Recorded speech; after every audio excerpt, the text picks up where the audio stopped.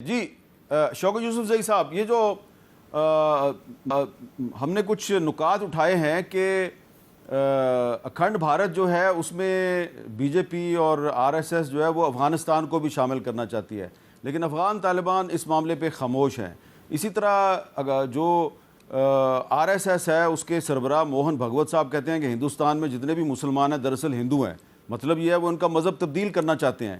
اس پہ بھی افغان طالبان خاموش ہیں، اور ہم ہیں کہ ہم نے غوری، غزنوی اور ابدالی جو ہیں ان کو اپنا ہیرو بنایا ہوا ہے، تو یہ کوئی یک طرفہ ٹریفک نہیں چل رہی؟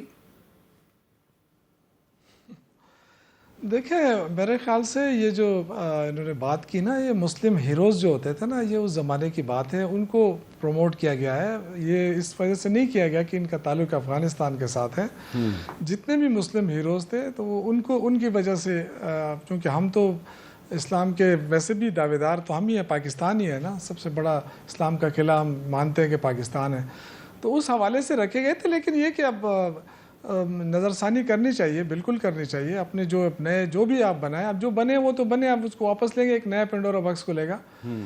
دوسرا جو یہ آپ نے کہا نا انڈیا کے حوالے سے، دیکھیں انڈیا کا تو مسئلہ یہی ہے کہ جب بھی الیکشن ہوتے ہیں وہ اپنا ایک سٹانس جو رکھتے ہیں، جو مسلمانوں کے خلاف جو زہر اگلتے ہیں وہ تو کرتے رہتے ہیں۔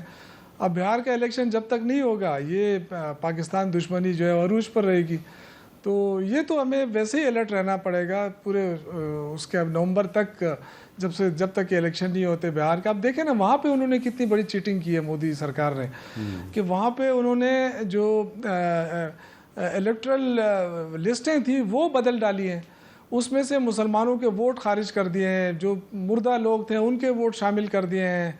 تو یہ چیٹنگ تو انہوں نے وہاں اس حوالے سے بھی کی ہے، جو پری پول ریگنگ ہوتی ہے کہ جی مسلمانوں کو نکالو تاکہ جو ووٹ ہے ان کا کم ہو جائے۔ بہار میں تو آپ کو پتہ ہے مسلمان زیادہ اکثریت میں ہے، لیکن بہرحال وہ الیکشن جیتنے کے لیے جو بھی طریقے استعمال کرتے ہیں، اس میں ایک طریقہ یہ ہے کہ پاکستان دشمنی جو ہے وہ سامنے رکھ کے کی جائے، اور اس سے وہ ان کی جو ووٹ نے وہ طریقہ جو ہے اپنایا انہوں نے، وہ اس میں اکثر کامیاب بھی ہو جاتے ہیں کہ جی پاکستان کی دشمنی بناؤ اور ووٹ حاصل کرو۔ شاید اس مرتبہ لیکن اس سے میرے خیال سے اب انڈیا میں بھی یہ چیزیں، انڈیا کے لوگوں میں بھی یہ چیزیں اب آ رہی ہیں کہ مودی جو ہے اس سے یہ جو چیزیں کر رہا ہے، کیونکہ لوگ اب اس چیزوں کو نہیں مانتے ہیں۔ اب آہستہ آہستہ لوگوں کے اندر یہ اویئرنیس ہے کہ پاکستان کے ساتھ دشمنی رکھ کے ان کو کیا مل رہا ہے۔ جی ٹھیک ہے، جو انڈیا کا عام آدمی ہے وہ تو سفر ہو رہا ہے۔ جی اچھا کیانی صاحب، میں نے ذرا ایک سوال مختلف کرنا ہے آپ کی جو پورٹ فولیو ہے اس کی مناسبت سے، کہ یہ جو ہم مسلسل حالت جنگ میں ہیں، پہلے انڈیا کے ساتھ لڑائی کی اس میں ہم جیت گئے، اس کے بعد ایک افغانستان کے ساتھ محاذ گرم کر دیا ہے، ہم مسلسل حالت جنگ میں ہیں، اور حقیقت میں تو ایسا لگتا ہے کہ ہم کئی دہائیوں سے حالت جنگ میں ہیں۔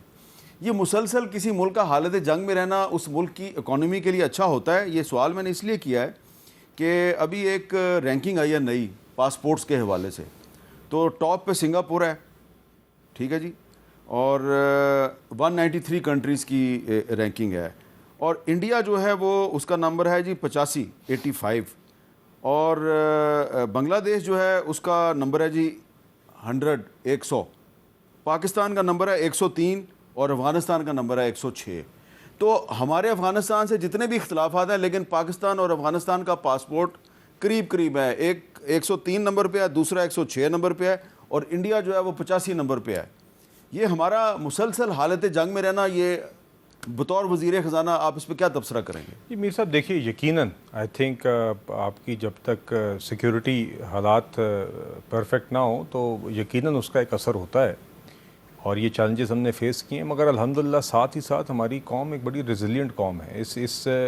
ان جنگوں سے گزر کے ہم نے ایک ریزیلینس بھی دکھائی ہے، اور دیکھیے آپ نے پچھلے سال ڈیڑھ میں دیکھیں تو معیشت کے حوالے سے آپ نے دیکھا کہ جو ہمیں اللہ تعالیٰ نے جنگ میں فتح دی، اس کے علاوہ جس طرح ہم نے ڈپلومیٹکلی اپنے آپ کو کنڈکٹ کیا، یہ جنگیں ہماری جاری، اور انشاءاللہ جس طرح ہم نے ایسٹرن بارڈر پہ دفاع کیا ہے، ویسٹرن پہ بھی ہم کریں گے، اور یہ ہمارا یقین بھی ہے بالکل، مگر اس کے اندر ہم نے اپنا حصہ ڈال کے یہ جنگ اندر جو ہمارا IMF کے ساتھ جو ایگریمنٹ ہوا ہے، تو اس کے بعد تو لگتا ہے کہ بہت زیادہ ہم نے شرطیں مانی ہیں، اور پبلک پہ بڑا پریشر آنے والا ہے. نہیں میر صاحب کوئی ایسی میر صاحب اس پہ میں ایک 2 سیکنڈ لوں گا. ایک منٹ ذرا ان کی بات کمپلیٹ ہو جائے پھر میں آتا ہوں. نہیں یہ تو ایک پروگرام جو آلریڈی طے ہے, اس کی پروگرس کا ایک ریویو ہوا, سیکنڈ ریویو ہوا, اس کے بعد ایک سٹاف لیول اگریمنٹ کا اعلان ہوا. اس کے اندر انہوں نے پھر یہی بتایا IMF نے کہ ہم جو جس طرح کی پروگرس جو ہم نے بینچ مارکس کیے تھے اس کا ایک تفصیلی معائنہ لے کے اب یہ ایگری ہوا ہے کہ یہ ریویو پاس ہو گیا, اس لیے یہ سٹاف لیول اگریمنٹ ہوئی, جو خوشائند بات ہے. پچھلے سال ڈیٹ کے اندر آپ نے دیکھا ہے کہ معیشت ایک اسٹیبلائزیشن کے سفر سے گزری, اور بین الاقوامی ادارے صرف IMF نہیں, ریٹنگز ایجنسیز ہیں اور لوگ ہیں, انہوں نے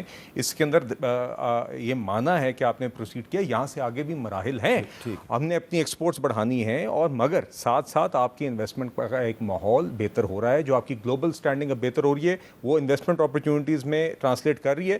UAE سے بھی ایک بینک نے ابھی یہاں پر لانچ کیا, ریکوڈیک میں ہم انویسٹمنٹ دیکھ رہے ہیں. صرف 2 مثالیں, ماحول بن رہا ہے. انشاءاللہ اپنے ملک کے اندر بھی روزگار کے مواقع بڑھائیں گے, ایکسپورٹ بھی بڑھائیں گے. 30 سیکنڈ رہ گئے جی. شوکت یوسف زئی صاحب, میں یہ کہنا چاہتا ہوں کہ دیکھیں صرف یہ وجہ نہیں ہے کہ ہم جنگوں میں رہیں اس لیے ہمارے پاسپورٹ کی ویلیو اس طرح بنی ہے. دیکھیں ہماری معاشی پالیسیاں آپ دیکھیں نا, جب سے یہ آئے ہیں کون سی ترقی ہم نے کی ہے معاشی طور پہ.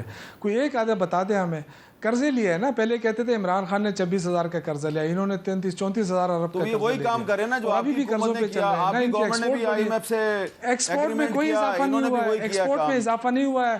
انہوں نے امپورٹ چھپائی, وہ پھر IMF نے نکال کے دی ان کو کہ یہ کیوں چھپا رہے ہیں.